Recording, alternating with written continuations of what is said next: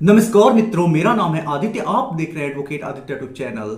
बहुत सारे लोग मुझसे ये सवाल करते हैं कि सर मेरी पत्नी ने मेरे ऊपर 125 सीआरपीसी के तहत या फिर 144 बीएनएसएस के तहत भरण पोषण पाने के लिए केस कर दिया है, जिसमें उसने मेरी सैलरी जो है वो काफी बढ़ा चढ़ा के लिखवाई है। मैं महीने का 20,000 रुपए कमाता हूं, लेकिन मेरी पत्नी लिखवा रही है कि पति जो मेरा है वो 50,000 रुपए कमाता है।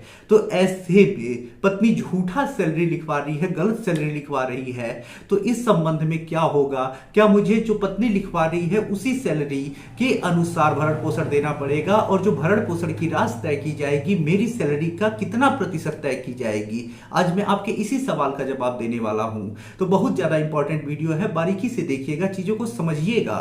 वीडियो में आगे बढ़ने से पहले मैं आपसे एक महत्वपूर्ण बिंदु पर चर्चा कर लेना चाहता हूं। मेरी एक किताब पब्लिश हुई है जिसका नाम है legal guide for husband in matrimonial cases. जैसा इस किताब का नाम ही है, legal guide for husband in matrimonial cases, ऐसा ही ये किताब का उद्देश्य भी है। इस किताब में आपको matrimonial case 498, 125 CrPC, DV act, section 9, divorce case, इन सब मुकदमों के संबंध में काफी अच्छी जानकारी मिल जाएगी। कैसे मुकदमा लड़ना है, कैसे बचाव करना है, कैसे प्रक्रिया चलेगी, कैसे डिवोर्स लेंगे, सारी चीजें समझ सकते हैं। तो किताब को बाई करने के लिए व्हाट्सएप पर मैसेज करिएगा। किताब का जो मूल्य है वो 600 रुपए है, जिसमें 100 रुपए कोरियर चार्ज है। और मैं आप लोगों से एक रिक्वेस्ट करना चाहूंगा कि आपने अगर अभी तक मेरे चैनल को सब्सक्राइब नहीं किया है तो चैनल को सब्सक्राइब करके बेल आइकन को जरूर दबा लीजिएगा। अब आइए आपके सवाल का मैं जवाब दे देता हूं।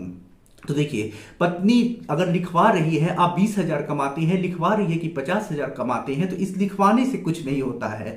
पत्नी को साबित करना पड़ेगा कि मेरा पति इतना कमाता है। जैसे पत्नी कोर्ट में एविडेंस देगी कि मेरे पति ये काम करते हैं और इतना कमाते हैं, तब जाके कोर्ट मानेगा कि 50,000 रुपए आप कमाते हैं और 50,000 रुपए में से भरण पोषण दिलवाएगा।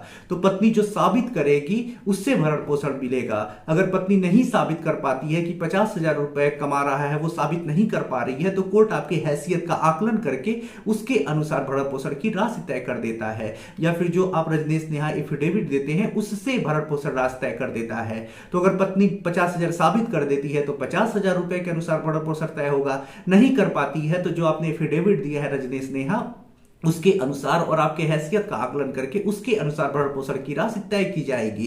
तो पत्नी जब तक साबित नहीं करेगी वो चीजें सही नहीं मानी जाएगी। पहले सवाल का जवाब। दूसरा सवाल, कितना प्रतिशत? तो देखिए, इसका कहीं निर्धारण नहीं किया गया है कितना प्रतिशत। वैसे तो पत्नी जब केस करती है तो नॉर्मली लिखवाती है कि मुझे 50% दिलवाया जाए, लेकिन 50% कहीं भी कोर्ट नहीं दिलवाता है। अब मान के चलिए कि अगर जो आपकी सैलरी है, एक मैं आपको अंदाज से बता रहा हूं, जो प्रैक्टिकली चल रहा है वो बता रहा हूं।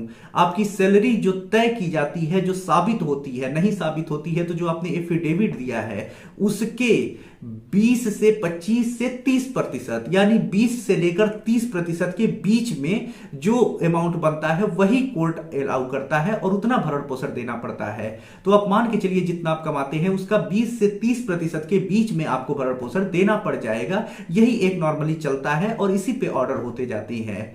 तो आप समझ चुके होंगे कि आपको 50% भी नहीं देना है और जितना पत्नी लिखवाई है उसके अनुसार भी नहीं देना है। दोनों सवालों का जवाब मिल गया होगा।